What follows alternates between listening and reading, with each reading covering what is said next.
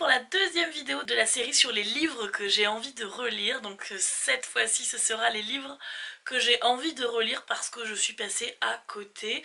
Soit j'ai rien compris du tout parce que j'étais trop jeune souvent, ou alors ce sont des livres que j'ai pas aimés mais qui sont tellement encensés que je me dis que je dois avoir un problème et j'ai dû rater un truc. Philippe Génada, Plage de Manacora, 16h30.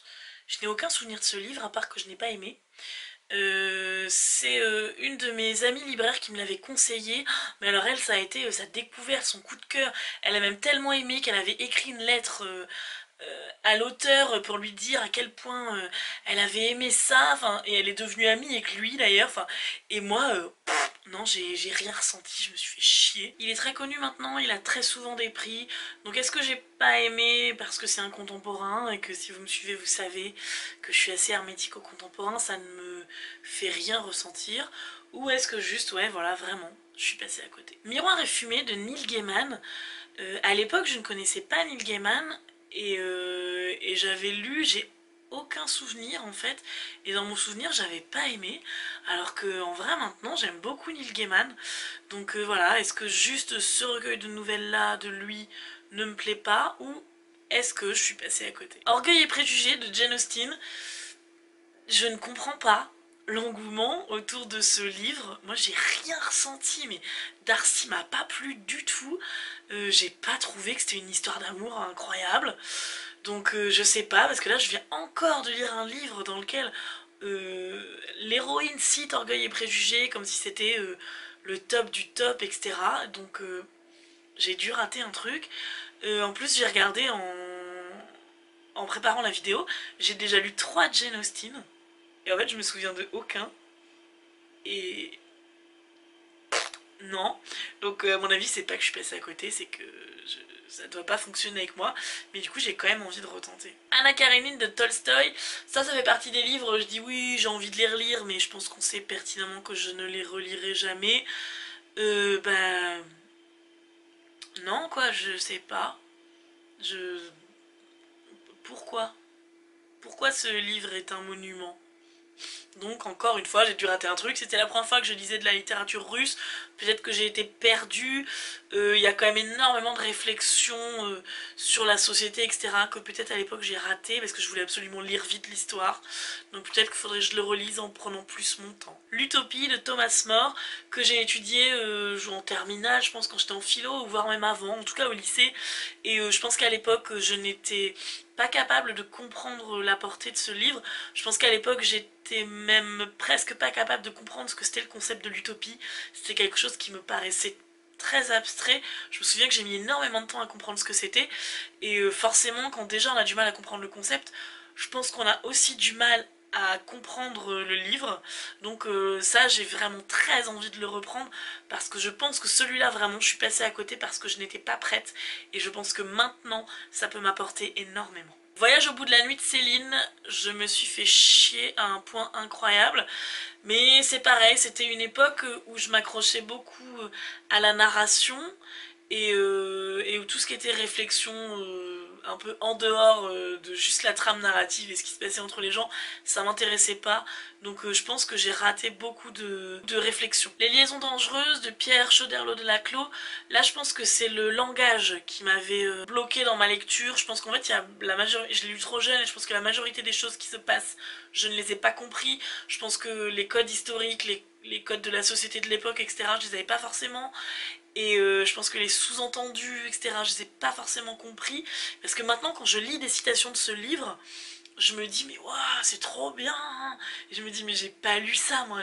J'ai pas du tout lu ça, ou en tout cas, je l'ai pas du tout compris comme ça.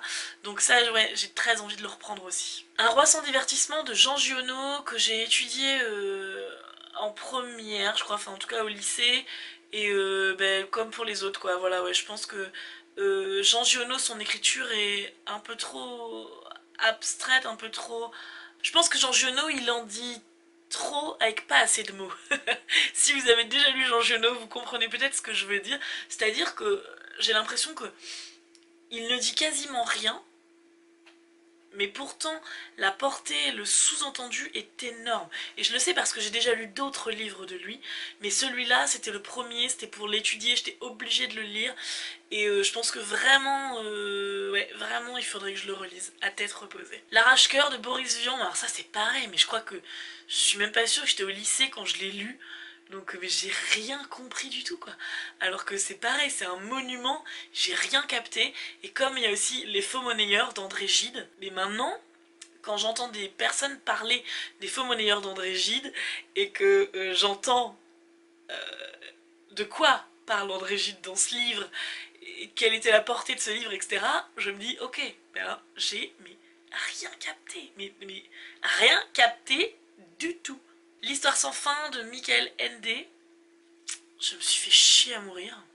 Donc ouais, je voudrais le reprendre parce que je sais, je me connais en fait, je sais que souvent quand je lis les livres la première fois, surtout quand j'étais plus jeune en fait, maintenant grâce à Booktube surtout, et grâce à mon métier aussi, et là comme je commence à lire de la non-fiction et du coup à avoir plus de capacité d'analyse etc, je sais qu'il y a des choses qu'avant j'aurais englouties sans réfléchir.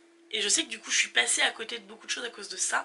Et donc je pense que l'histoire sans fin de Michael Ende, c'est un peu ça. C'est aussi pour ça que j'ai envie de relire Le Seigneur des Anneaux de Tolkien. Mais j'ai aussi envie de le relire dans une nouvelle traduction parce que je pense que la traduction que j'avais eue était mauvaise. Et c'était peut-être la même chose pour l'histoire sans fin.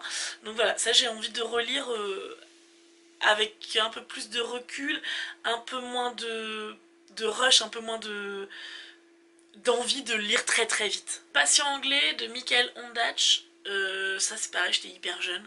Je pense que j'ai pas compris la moitié de ce qui se passait entre ces deux personnes.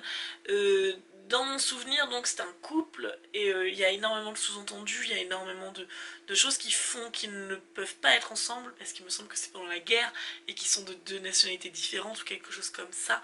Et là, je pense que c'est pareil, à l'époque, il me devait manquer énormément de codes historiques et de code sociétal pour comprendre tout ça. Deux autres livres où j'ai rien compris un peu pour les mêmes raisons. Pour Qui sonne le glas d'Ernest Hemingway et Vol de nuit de Saint-Exupéry. Pour Qui sonne le glas, je pense voilà, il manquait plein de choses pour comprendre. Je connaissais pas le contexte historique, etc. Je pense que voilà, je me suis fait chier parce que je comprenais rien en fait, parce que je m'intéressais pas. En fait, c'est ça aussi, c'est que je pense que je ne m'intéressais pas au fait de comprendre. Et Vol de nuit, ouais, mais Vol de nuit, c'est chiant. C'est chiant à mourir, mais c'est quand même Saint-Exupéry. Et je veux dire, Saint-Exupéry a écrit d'autres choses qui sont top. Et quand j'entends des gens parler de cet ouvrage et l'analyser, je me dis, waouh, mais moi j'ai raté ça, mais ça a l'air tellement intéressant. Et du coup, j'ai envie de le reprendre. Et le dernier, c'est du surréalisme. Et encore une fois, en fait, j'ai l'impression de faire que me répéter dans cette vidéo. Parce que, bah oui, voilà, forcément, tous les livres, je pense un peu la même chose. Donc, le dernier livre, c'est Nadja d'André Breton. Et c'est pareil, alors je l'ai étudié à l'école. Donc, déjà, on m'obligeait à le lire. J'avais pas forcément envie. Je savais que j'allais devoir l'analyser. Ça me saoulait.